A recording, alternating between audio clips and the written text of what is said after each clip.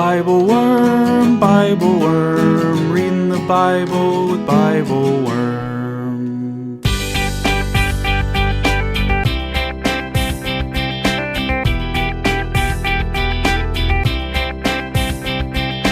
Welcome to BibleWorm, getting to the core of the biblical text. I'm Dr. Amy Robertson, Director of Lifelong Learning at Congregation Or Hadash in Sandy Springs, Georgia. And I'm Dr. Robert Williamson, Professor of Religious Studies at Hendrix College and the founding pastor of Mercy Community Church in Little Rock. We're here every week to discuss the biblical text, both as biblical scholars and as people of faith, one Jewish and one Christian. For this first week of Advent, we read Jeremiah chapter 29, verses 1 through 14, a text of in-between times, historically set between the first exile from Jerusalem and the full devastation of the second exile. We imagine the grief and confusion of the people in exile and try to take to heart Jeremiah's call to them. Live your life, even here, even now, right where you are. How do we accept the wildly imperfect present and use the fullness of our heart and our limited power in this moment without getting so comfortable in the present that we forget the greater underlying hope for the future? How can we exist in both worlds? This question resonates through traumatic moments that are societal and personal, past and present, and Jeremiah holds us in that tension. Thanks for listening.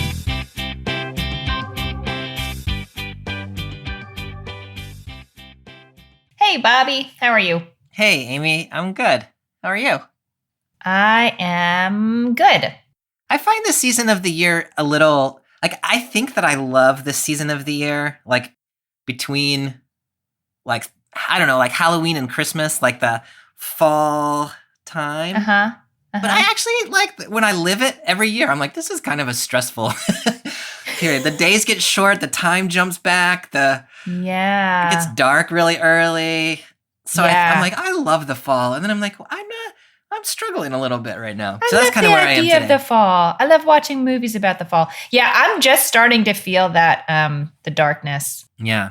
I feel it in my kishkis, feel it in my bones. Yeah. Mm-hmm. Yeah, it's hard. I still don't know for sure where my kishkis are, but I think if I have them, I feel it there. Yeah, I think you do. Yeah, wherever you feel it, those are your kishkis.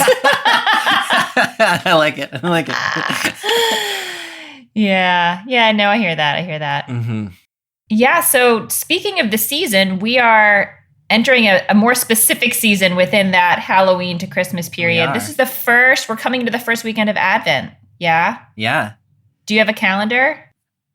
Well, so last year, my spouse gave me a friend's calendar that has little mementos from the beloved television series Friends. It has it has nothing really whatsoever to do with Advent other than it counts down the days till Christmas, and then there's little things in there. But there's a picture frame, and then there's little pictures of things.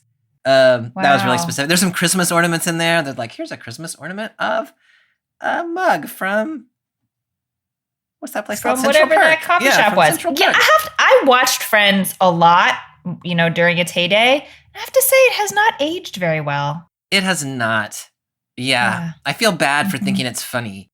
It's kind of you should. That's my point. No, I'm kidding. No, there's lots of a total lack of diversity. There's a lot of homophobic jokes. That's the joke of every episode. Let's put let's cross gender lines. Ho ho ho. Yeah. There's a lot of stuff about people's body size and body shaming and things. Yeah, I will say it does give me some hope that, I complain all the time about what my kids are watching on TV now. And then I look back at what I was watching and I was like, oh, that was really not better. Yeah, no, it was probably worse. Yeah, it was probably worse. Yeah. And we turned out mostly all right. So, in those particular ways. So now I feel especially bad about my Advent calendar, which I was already feeling kind of bad about because it's non-religious Advent calendar. But now I'm I'm sorry. Yeah. But no, it's all right. It's all right. I should get one for reals. I think my kid has one. Or I guess I should say my kids have one, which we follow. Anyway, so yeah, the season of Advent for a Christian audience is the time in which we are anticipating the arrival of Jesus at Christmas Eve. And so there's a 4-week process of sort of building our way up to the Nativity. And it is typically a season of kind of waiting and hopeful expectation, sort of a recognition that the world is not the way that maybe it should be or could be, but also sort of a tentative hope that there is the possibility of Jesus entering the world in the past and also again in the future and maybe even now. That brings a sense of hope about what's possible. So it's kind of it's an interesting period. I like Advent. It lasts until Christmas though, and so the culture like starts celebrating Christmas, like unlike Halloween or definitely by Thanksgiving. Yeah. And in theory, liturgically, Christians are supposed to be sort of longing for Christmas until the 24th, at which point we celebrate for 12 days. But that's not the way that actually usually plays out culturally. And so there's some tension around like how do we even celebrate like secular Christmas versus Christian Christmas and all these different things. Yeah, people ask me sometimes as a Jewish person whether the season is hard for me because of secular Christmas, really, because Christmas is such a big deal commercially more than anything else. That's right. And I've come to think, in conversation with my friends who are people of faith in the church, that it's harder in some ways to be a Christian who celebrates Christmas during this season precisely because of that. Like it is hard to parse out what is really sort of commercially motivated and what is, really part of your faith life, and it kind of gets all swirled together. I think that's right. It is complicated in various ways for all of us who are reflective about the season. Yeah. That's exactly right. So. But here we are, embarking on the season again, and our text for today, I hadn't really thought about this text in light specifically of Advent, but I'm going to have to add that lens into my thinking as we go. Yeah. We're reading from the book of Jeremiah, from chapter 29. We're going to read starting in verse 1 all the way through verse 14. The narrative lectionary takes out verses 2 and 3. They just give some more historical context, so we're going to leave them in there for our purposes. So we will get some of the historical framing from adding those verses in. But before we even begin, what would you want your listeners to know about Jeremiah as a book, as a prophet, as a moment in time? Sure. Yeah, so last time we were in Isaiah. We were in the late part of the 8th century. We've jumped about 100 years or so to the end of the 7th, beginning of the 6th century. Jeremiah's career was kind of a long one, actually. It spanned from the reign of King Josiah, the great reformer, from 622 or thereabouts, all the way down to the beginning of the exile. Jeremiah himself is exiled in Egypt with some Judahites who flee from the Babylonians into Egypt, and they take Jeremiah with them, kind of under protest. So his career spans from the sort of very hopeful reform of Josiah into the beginning part of the exile, which is a very kind of traumatic moment, as you know, in the Israelite Jewish experience. This text that we're reading today is set sort of right at the beginning of the exile. There's actually 2 deportations in the exile, one in 597, in which a bunch of people are taken away, as we'll see, and then the big one, 586, when the temple is destroyed and more people taken away into exile. This text is set in between, somewhere between 597 and 586. I think the other thing to say about that is when we were in Isaiah, the big empire on the block was the Assyrian Empire. At this moment in Jeremiah's prophecy, where we've moved so that Babylon is now the dominant empire. Babylon is also in Mesopotamia. It's to the south of Assyria. It's right about where Baghdad is today, is more or less where the city of Babylon was. And they come to power right at the end of the 7th century. And the great king Nebuchadnezzar is the king who is ruling Babylon at the time that our text is set. So they change the whole face of international politics, and Judah and the Jews get caught up in that sort of international transition. What else might you want to say about setting the stage for Jeremiah? I think all that context is really helpful. And as you were talking, I was thinking, when we were reading Isaiah, the sort of issue of the day had to do with there was this united kingdom, and then there was a split between the northern kingdom and the southern kingdom. Yeah. And the northern kingdom had fallen to the dominant powers. And so it was sort of like, what should the southern kingdom be doing? Yeah. And so now the southern kingdom's facing that same kind of the weight of the dominant power is starting to overtake them. And it's distressing. It is very much so. The book of Jeremiah is dealing with an issue, as you well know, which is basically, how do we think about the fact that the empire is taking over this little thing that we have built, right? We're trying to be a faithful community to God, and here comes Babylon and destroying us, and we've got to make sense of that in some way or another. And so one of the ways that the biblical text gets at that is thinking through the Deuteronomistic theology, which is basically, if you are following God, you'll be blessed, and if you're violating the covenant, you will be punished. And so when they get exiled, one of the responses is, well, we're being exiled because we're being punished for not following the covenant in Deuteronomy closely enough. Yeah. But it's a theological trauma as well as a political trauma to say, if Absolutely. God is God and we are now being dominated by someone else, like, how do we even start to think about that? Yeah, I think that the levels of trauma and sort of undoing of how these folks understood the way the world worked through this traumatic experience are so significant that they're difficult to understand. I mean, we'll try to pull them out sort of as we go, but the magnitude of this devastation is huge, is everywhere. Enormous. Mm-hmm. Yeah. Well, should we read the first few verses and see where that takes us? Yeah, I think so. Okay. So I am reading from the NJPS, as I usually do. We are in chapter 29, verse 1. This is the text of the letter which the prophet Jeremiah sent from Jerusalem to the priests, the prophets, the rest of the elders of the exile community, and to all the people whom Nebuchadnezzar had exiled from Jerusalem to Babylon. After King Jehoiah, the queen mother, the eunuchs, the officials of Judah and Jerusalem, and the craftsmen and smiths had left Jerusalem.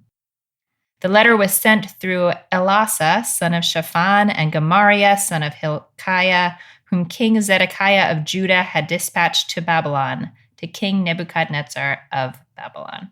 I see why they left that out of the narrative. I know, that was a mouthful. So many names in there. Yeah. I know. So I feel like this is a moment to talk more sort of about that background and this moment in history. And I think I want to ask you first. So it was your idea to add these verses 2 and 3 in here. Yeah. So can you talk a little bit about why and what you think they add to the picture that will help our listeners understand what's going on here? Yeah, absolutely. And I mean, maybe it doesn't help, but it paints a sort of a clearer picture, I think, of the historical situation, which is King Jeconiah, sometimes called Jehoiakim, was the king between Josiah and, well, it's complicated in there. There's just a Jehoiakim, and then there's Jehoiakim, and all that. But anyway, he's the king, and he resists Babylonian rule. And in 597, King Nebuchadnezzar comes with his army and attacks Jeconiah, takes him away into exile, but leaves Jerusalem intact and leaves Judah intact and places his own king, who is Zedekiah. Like, he's a Jew, he's an Israelite, but he has been promoted to king by Nebuchadnezzar. So he's sort of a puppet king, so to speak. So what you've got in this moment is the sort of legitimate rulers who were on the throne previously are now exiled away in Babylon, and also along with them have been taken, this text says, the artisans and the smiths, and some of the queen mother is there, some of the elders, priests, and prophets. So some of the sort of leading people, the upper crust, so to speak, of Judah have been taken away into the exile. Jeremiah is back still in Jerusalem. He was not deported. And so he's there in Jerusalem, writing from Jerusalem to the people who have been deported, who are in exile. And it's just a really interesting kind of moment in time where exile has sort of partially happened, right? There's the 597 piece. The rest of it's going to come in 587 or 586. We're in this sort of moment in between where it's like, what do we do? Someone who's not in exile writing to people who are in exile and trying to say to them, here's what's coming next. Here's what you need to do. It's kind of an interesting framework for a prophetic text. So as you were talking, I started thinking about the sort of the narratives that I know, the historical narratives of taking over a people, basically, sort of the process of breaking down a sovereign people. And the steps you're describing are eerily still things that happen that, first, it isn't necessarily a total takeover of the government, but the elected leaders, well, I don't know if elected is quite the right word, the lawful leaders are removed from power, and someone else is put in place who is like, Zedekiah is a Jew, but it's sort of like a puppet. It's a little bit of a sham, right? It's sort of a puppet government. And then in particular, like the removal of the elders and the priests and prophets and the artisans and I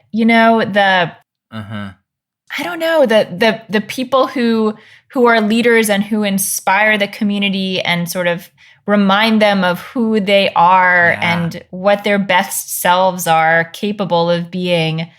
Those people are taken out first, maybe not in this huge dramatic destruction, but that is what paves the way for the dramatic destruction that will come.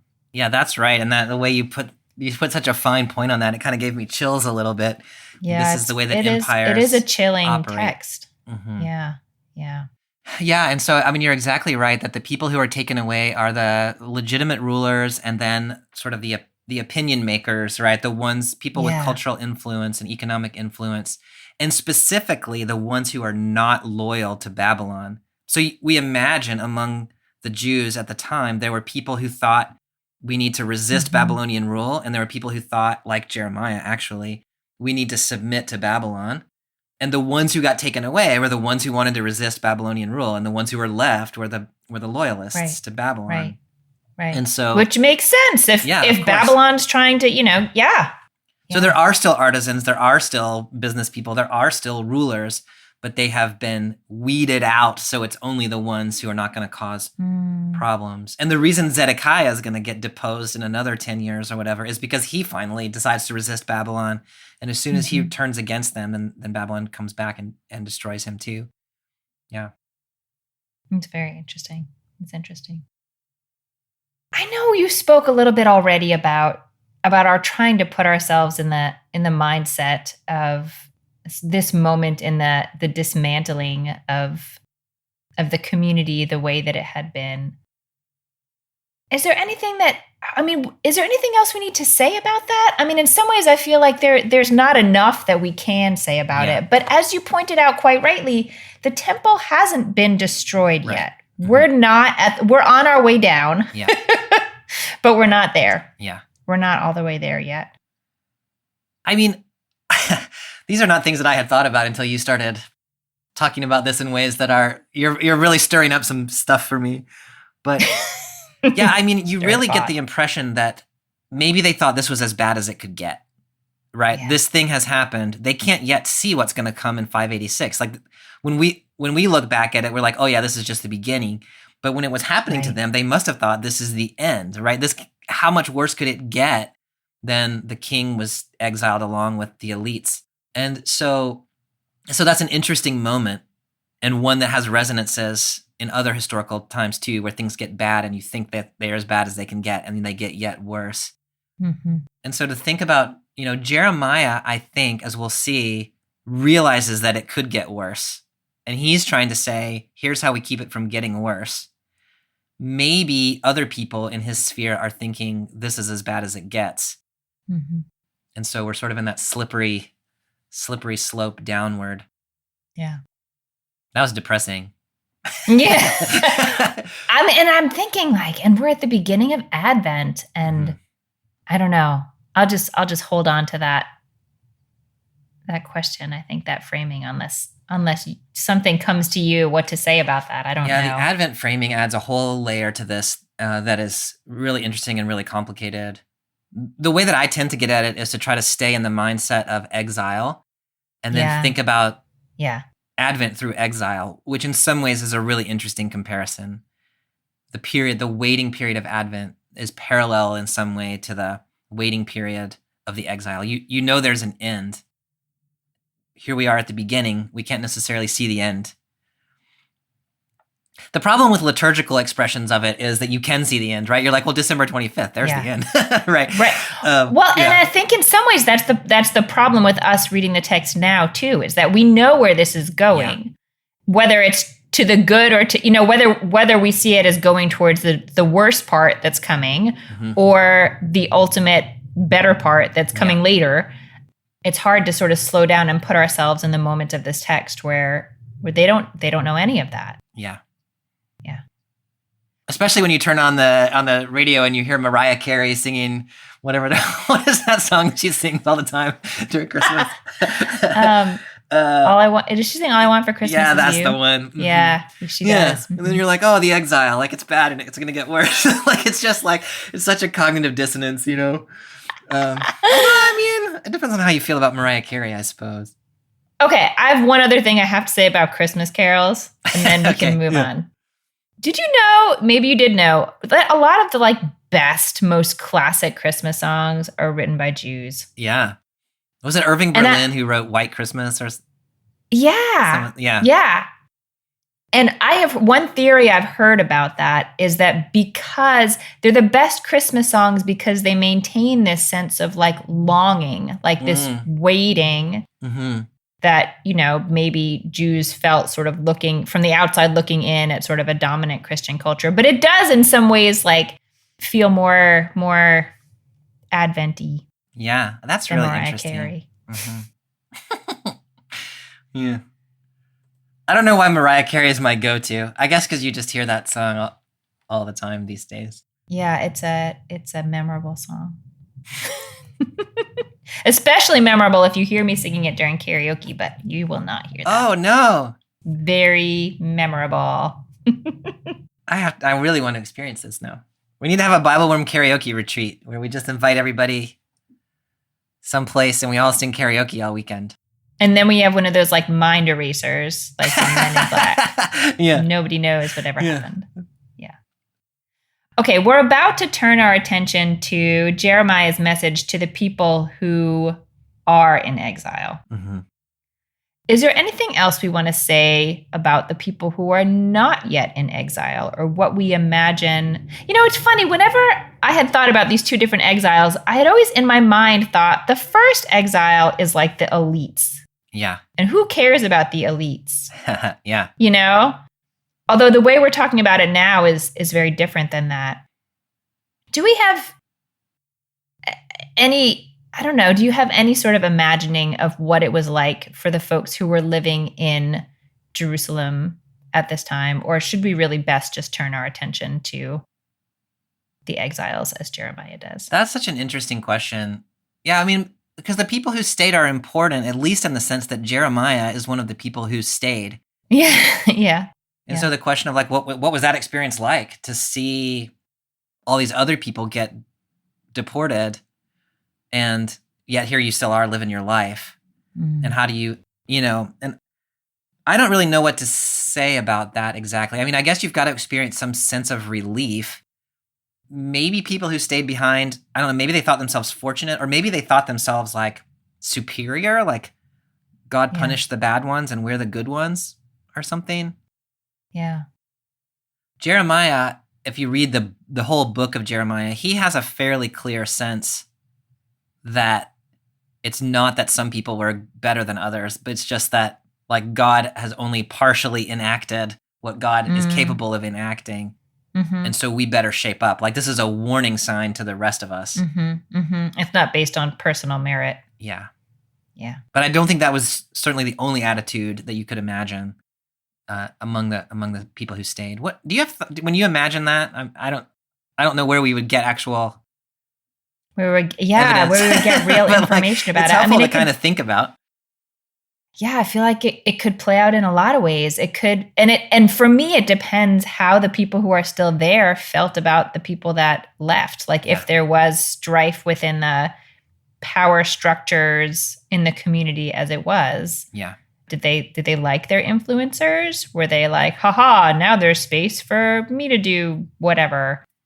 But yeah, I guess I would just be telling stories to try to figure out what it was. I think it's helpful, just that exercise of imagination, to realize that there probably were a diversity of responses. There were probably people who were traumatized by the experience. There were probably opportunistic people who saw now that those folks are gone, we can succeed. Probably people who thought they were superior. Probably people who felt great relief, Yeah. I think it's easy just to imagine that all the Jews had one response to all the things. And that is never the case of any people in any circumstance. Right. There's always a diversity of experiences. And I think that's helpful just to kind of keep in mind as a reader. Yeah. No, I think that's right. And this was a legitimately confusing time. Oh my gosh. Everything is sort of being turned upside down so that people would have different interpretations of it, and responses to it would make sense with my experience as a human. Yeah. The other thing that I think is so interesting about this setup for the text is that Jeremiah's message to the exiles is delivered by a letter. We tend to think of prophets as like standing and holding forth. That's right. And here Jeremiah is taking the time to write down, presumably through his scribe, a letter to send to people. And I don't know what difference that makes exactly, but written prophecy as opposed to spoken prophecy, things people are going to be able to hold and like look over and like share. It's a different kind of thing. So just to keep that in mind.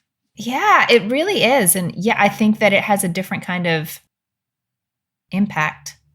That's really interesting to think about, how the sort of slowness of communication by letter and how that could impact the way someone receives the message. Hi, everyone. My name is Tom Harris, and I'm the pastor of Govans Presbyterian Church in Baltimore, Maryland. And I'm a BibleWorm supporter at the virtual worm level. Every week, I get to begin my sermon preparation by listening to the BibleWorm episode for the upcoming text. I choose to listen to BibleWorm because the text-based interfaith dialogue between Bobby and Amy is so unique. I preach to a highly educated congregation who come to the text with diverse theological perspectives. So Bobby's and Amy's interfaith dialogue is a great primer. I also appreciate their passion for social justice and reading the text in light of contemporary social concerns. As a virtual worm supporter, I get to join Bobby and Amy and other pastors around the country for a monthly Zoom Bible study of upcoming texts before the episodes are recorded. This allows Amy and Bobby to be more in tune with some of the questions their listeners bring to the passage in their particular contexts. So I hope you'll consider becoming a supporter of BibleWorm. You can find out more at patreon.com/BibleWormPodcast. So thanks for listening. And now back to this week's podcast.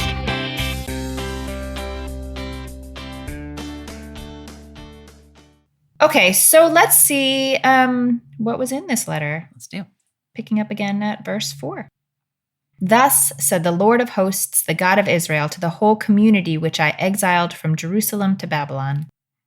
Build houses and live in them, plant gardens and eat their fruit. Take wives and beget sons and daughters, and take wives for your sons and give your daughters to husbands, that they may bear sons and daughters. Multiply there, do not decrease. And seek the welfare of the city to which I have exiled you, and pray to the Lord in its behalf, for in its prosperity you shall prosper. I love this, and I find it fascinating. Yeah.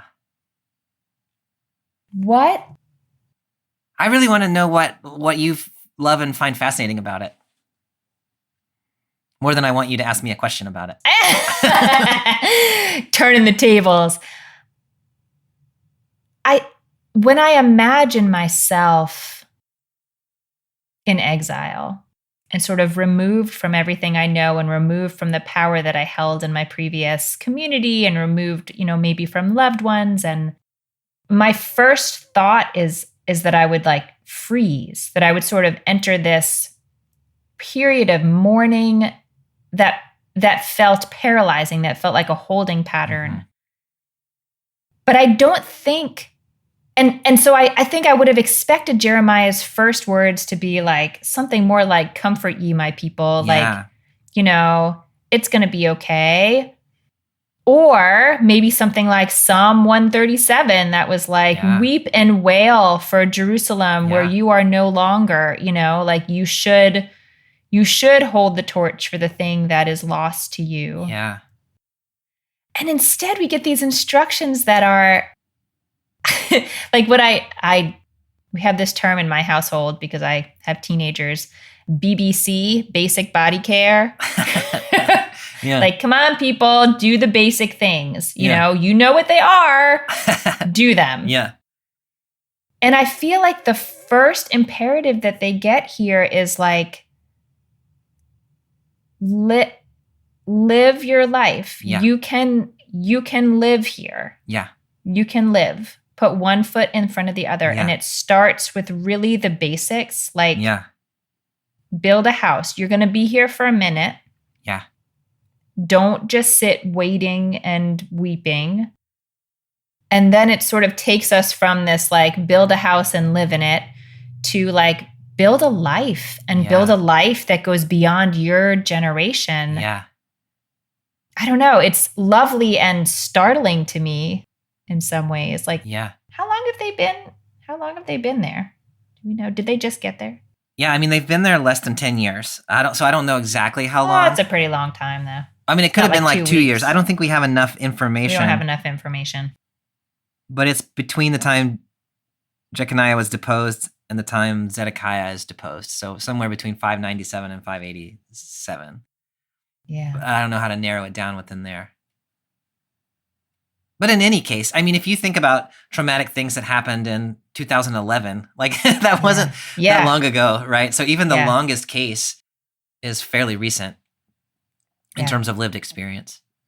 I love what you're saying about that. And to me, it's interesting that the things that get put out, so the house, that's the first one, then the gardens, and then be fruitful and multiply.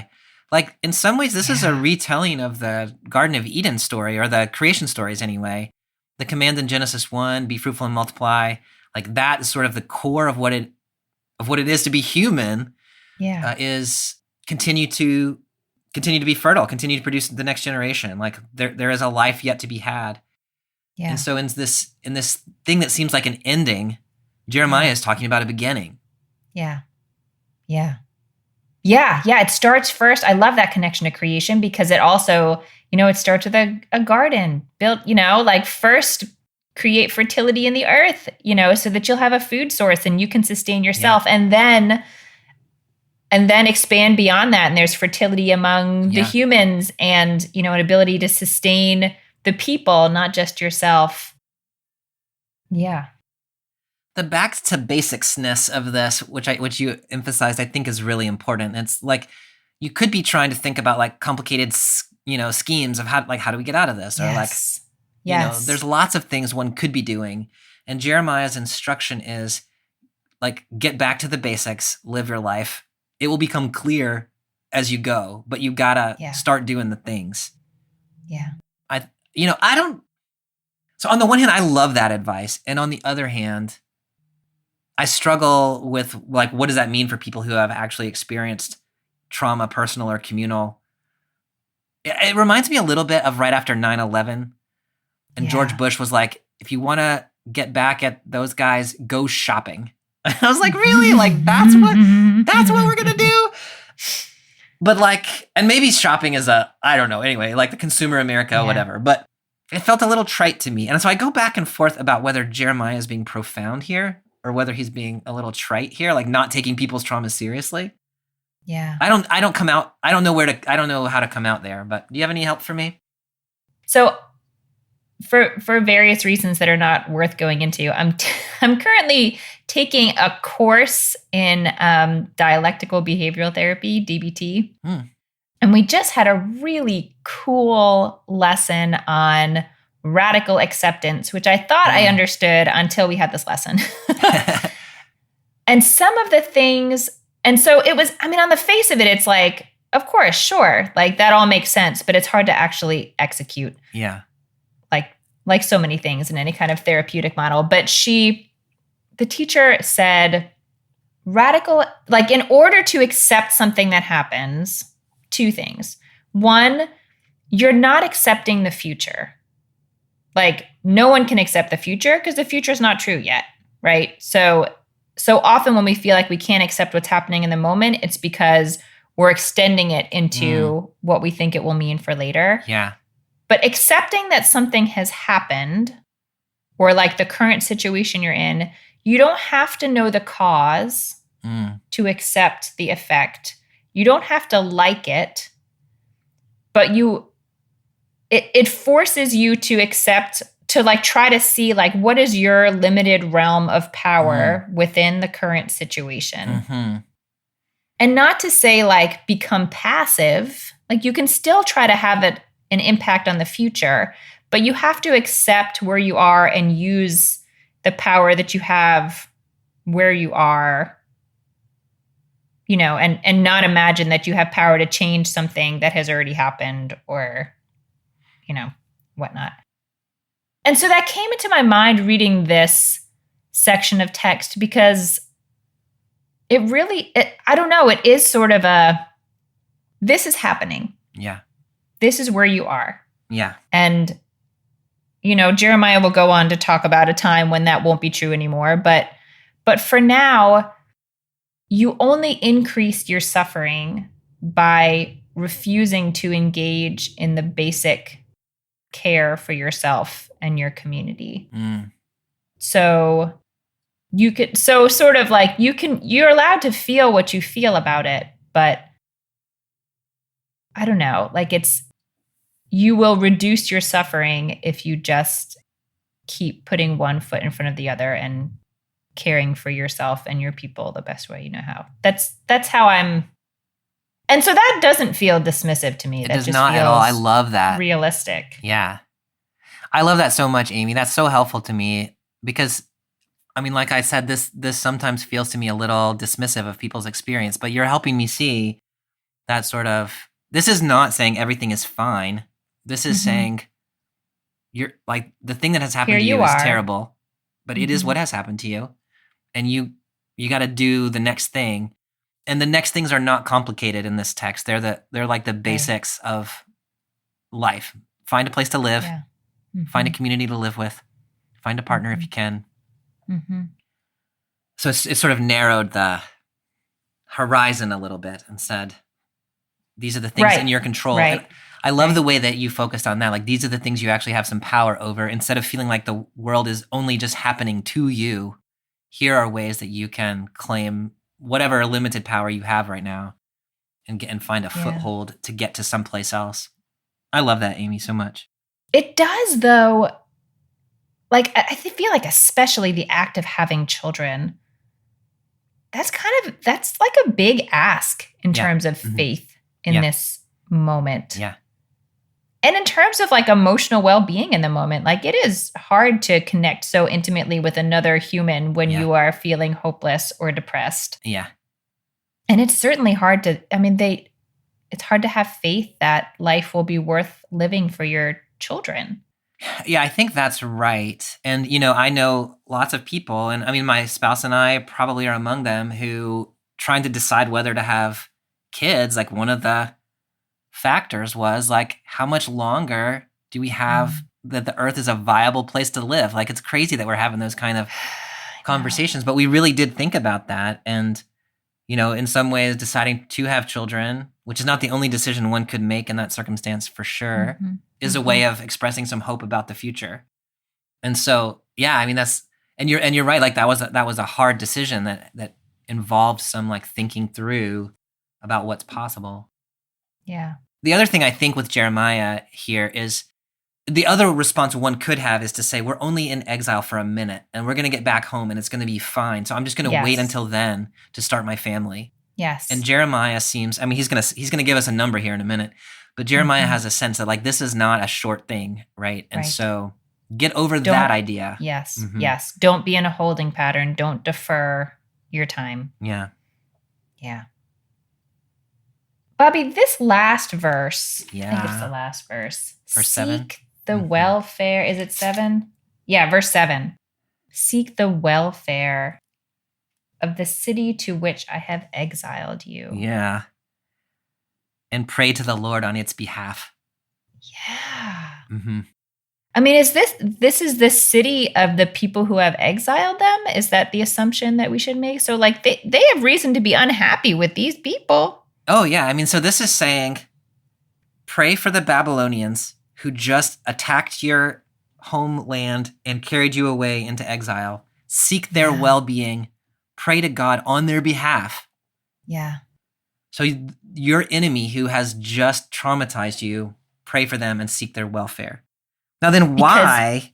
Because in its welfare, you will find your welfare. Yes. So there's a little bit of utilitarianness to it, right? Yeah.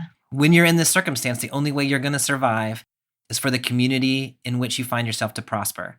And so you need it to prosper so that you can prosper. So seek its prosperity. Right. On a practical level, I think that makes so much sense, right? This is the circumstance you find yourself in.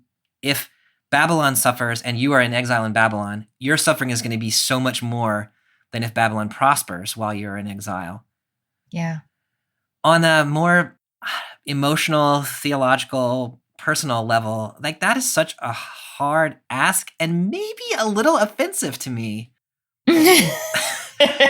To say like these people who did this terrible thing to you, you need to pray for their well-being. And you need to see your lot as thrown in with theirs. You are tied up together with them.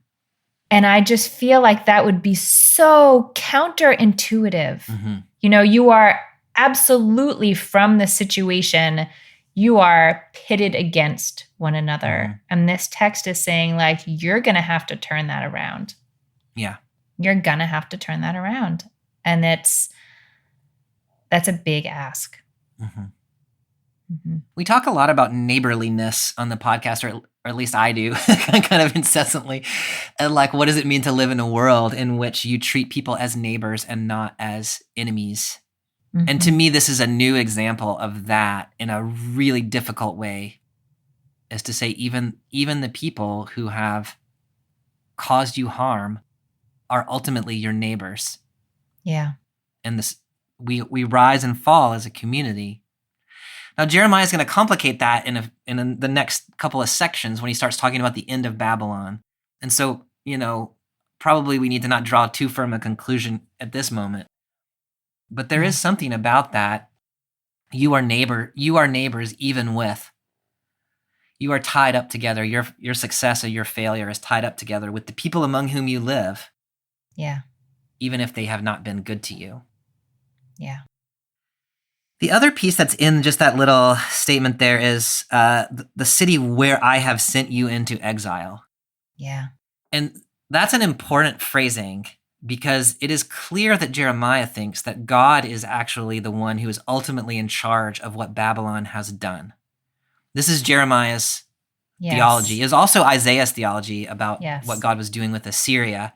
God uses international powers as a way of prospering or punishing Israel. And so Jeremiah's theology is, we did some stuff wrong. God is punishing us. God sent Nebuchadnezzar to take us away into exile.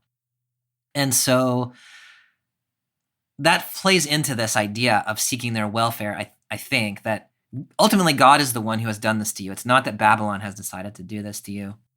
That is so important, Bobby. That is so important because our maybe gut instinct to see ourselves as pitted against the people, that runs directly sort of in the face of that and says like, this is much bigger than that. Yeah. That the Babylonians are sort of puppets in, in the hands of God or instruments maybe is a better word.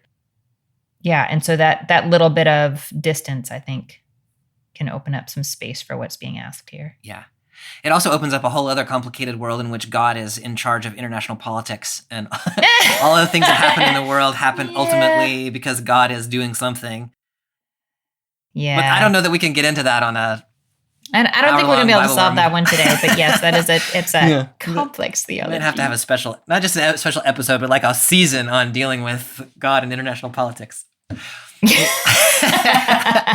Yes. Yeah, let's not do that today. But it is part of Jeremiah's framing for what has happened. God. It is God who has done this thing. All right, we ready for the next couple verses? Yes. Okay.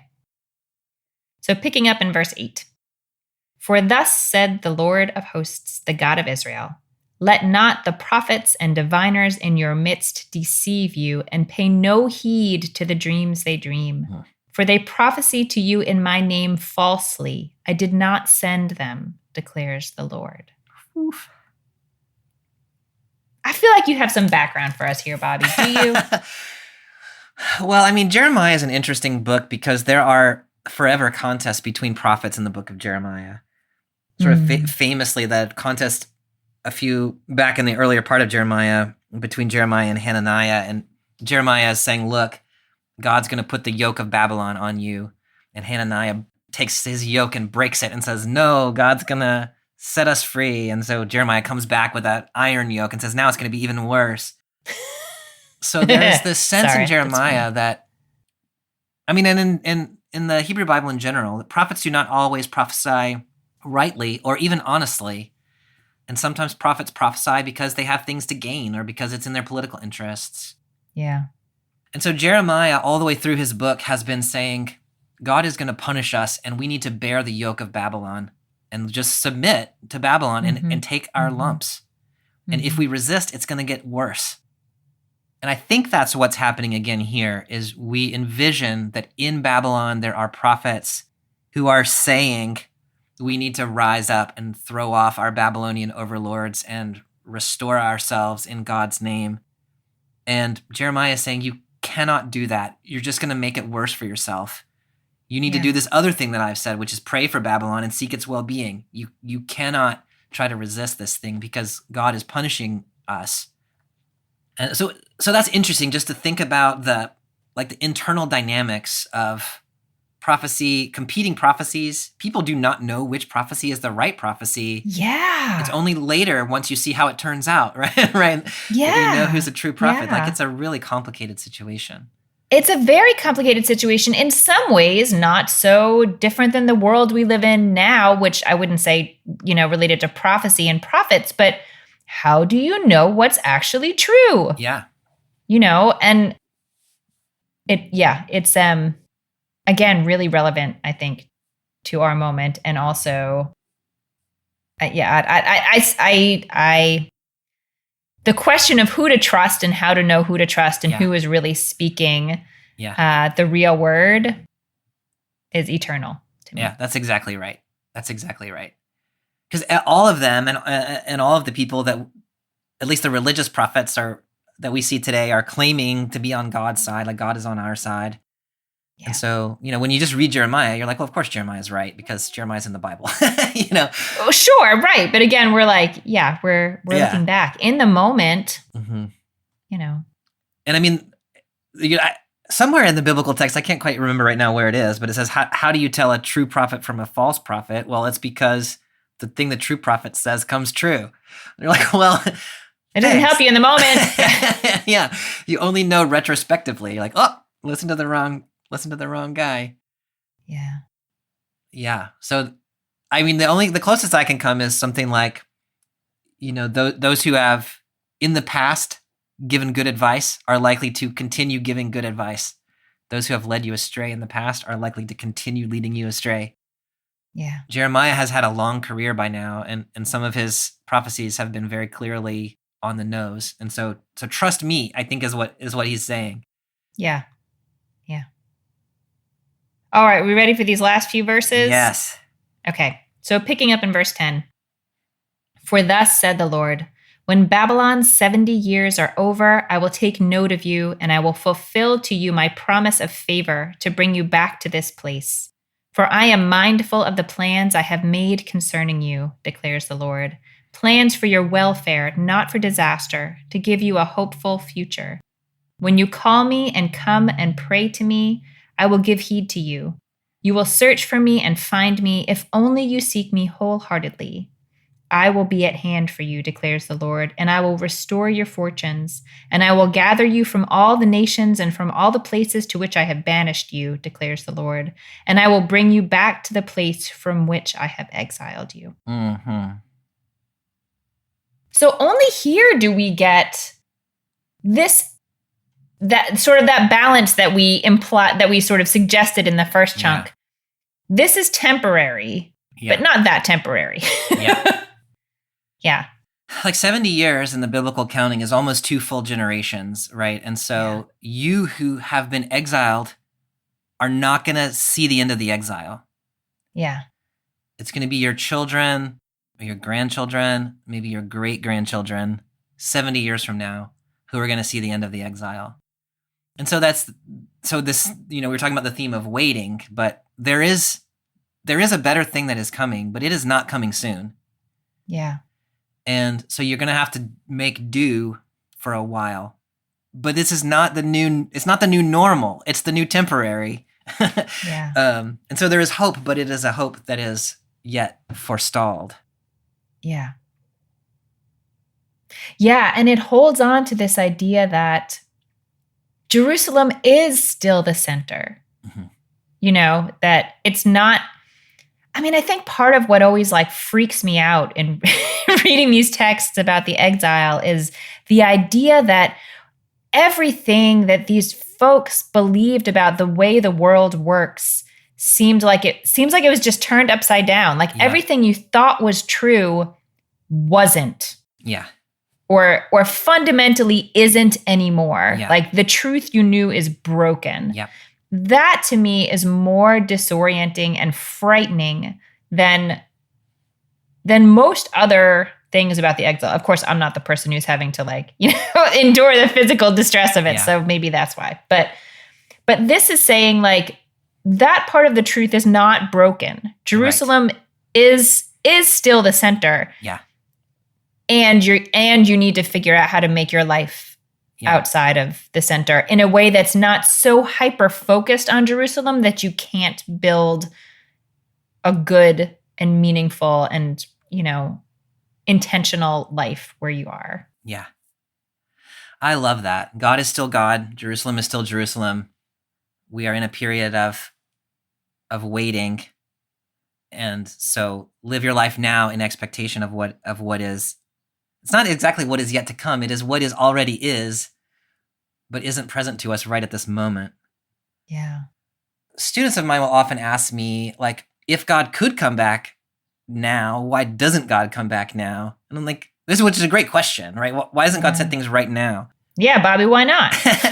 And this is the question of Advent, right? Why, if Jesus is coming to restore the world to rightness, then why not today, right? And it was the question of the egg, it's the question that Jeremiah is raising right here. It is all the way through the tradition that there is a sense that there is a right world that will be instantiated, but not right now. Yeah. For Jeremiah, it's because 70 years is about the right length for the people to be punished for the wrongdoing that they have done. Mm-hmm. There are other theologies that one can put together about that, but there is this perpetual sense in both Jewish and Christian tradition that the world is not quite right, and that it will be made right, but for whatever reason, that the time is not yet. Yeah. That verse sounds like Advent. It does. Yeah. Maybe I'm adventing all over Jeremiah. No, I didn't mean it in that sounds like it's imposed from Advent, but I see the connection. If you're trying to connect Jeremiah to Advent, maybe there's a connection. Yeah. This verse 29:11 is really trite out of context. I hear it quoted all the time. I think it's on bumper stickers. Surely I know the plans I have for you, says the Lord, plans for your welfare and not for harm, to give you a future with hope.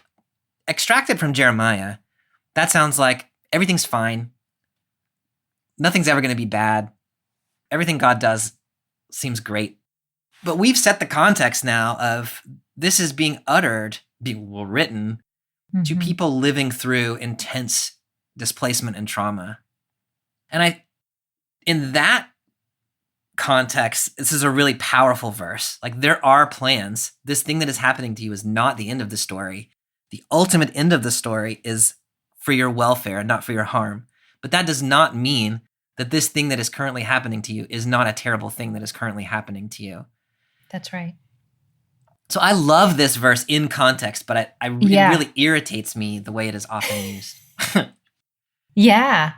And God's plan for you doesn't necessarily mean you're ever going to get to Jerusalem. Yeah. Like the first thing Jeremiah says is like, you need to settle down where you are. Yeah. It just takes me back to that sort of mindset of like accepting what is and trying to, again, in a trite way, the phrase would be like, make the best of it. But, that's not a very meaningful phrase to me. Yeah. But while still maintaining a sense of hope for the future, but without sort of like deferring your days until some hopeful period in the future. Like, how do we live in the distress of now fully and completely, and also hold on to that hope? Yeah. Yeah, the future tense of this section is so noticeable when we read it this way. Like, in 70 years, I will fulfill my promise. And in 70 years, when you search for me, you will find me. And if you seek me, I will let you find me. Is sort of saying, but not right now. Right? Yeah. So if you seek me right now, like, God is present, presumably, and God is listening, presumably, but God is not about to act. Yeah. And that's just, so there just is a time in which things are not going to get better.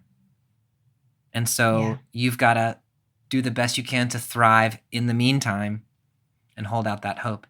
So that, I love that sort of, I don't know if I love it, but I think it is noticeable, that kind of one foot in front of the other, build a life now, don't despair, continue to hope. But you should not have an expectation that things are going to be quickly set right. That's a hard place to live. It's really hard. And I think it's hard for us as readers to really inhabit what that feels like. Because as you're saying, like, it's in the abstract, this all sounds fine. But to try to think of moments in our lives where we realize that, like, the life that we imagine for ourselves, that is, whatever it is that is not happening, to get a message from a prophet saying, like, that's not going to happen for you. Yeah. But also to tie it in some ways to, like, but you should have children, and life will continue, and the world is not ending, and, there will be some redemptive future, but you won't be there for it. Yeah. Oh, Jeremiah. I know. Okay, so in the face of all of this, these conflicting messages, and in the face of the season, during which this text is being brought to us, what rises to the top for you? My goodness, Amy. Yeah, I mean, I was trying to think in my own context, like, who are my people in this text? And I think that the message in this text, in the communities that I am a part of, is a little bit about the fact that Babylon is not the ultimate answer. By which I mean, I feel like my people have become quite comfortable in Babylon. We have done the things that God says to do here, that Jeremiah says to do. We've built our houses, we've married people, we've had kids, we've built a life. And we are mostly, at least as a community, not the ones who are experiencing life in this moment as traumatic. That's a very broad statement. meant on a sort of systemic level. I know that there are individuals for whom life is quite traumatic, but I feel like my people are mostly comfortable where we are. We forget that we're in the exile. And part of the message of Jeremiah, the first part is you've got to get comfortable with the exile. The second part is don't get too comfortable with the exile. And to me, that's where the energy is in this text for my own place, is this is a temporary thing, y'all. It is good to seek the prosperity of the world in which you are, to make a life there, to raise a family there, to imagine a future there. But this is not your place. This is not your time. This is not your future. And God is coming to bring us back where we do belong. And you can't be so comfortable here that you don't want to go. Yeah. I think this is a really helpful way of thinking about Advent too. And we were talking earlier about the commercialization of Christmas and the sort of, the Babylonization of the holiday, which is not about celebrating how wonderful the current moment is, but Advent and Christmas itself are about anticipating a revolution in which the world is set right. And we got to remember that. Like, I think this text points us to remembering that this is our place for 70 years. It is well for us to try to prosper as best we can. But there is a time that is coming. And, as Christians, we believe that Christmas is the celebration of that time, both 2,000 years ago and also a time yet to come, when God enters the world in a different way to set the world right. Just as Jeremiah is saying, God is going to enter the world in 70 years to set things right at the end of the exile. And we've always got to be anticipating that time without getting too comfortable. That's kind of where my head goes. So how do we live in this in-between space, I think is what this text is after. And not getting too comfortable in the in-betweens, I think is where the rubber hits the road for me. Yeah. Gosh, I had so many thoughts while you were talking. That's such a rich answer that can be applied systemically, and that can be applied personally, and that can be applied, in various religious contexts to various kinds of traumas that we endure in our lives. I think I would just hook my final comments onto yours in a way. I feel like part of what you're pulling out is, going back to the DBT skills class that are still sort of floating around in my head at the moment. Well, two sort of related teachings.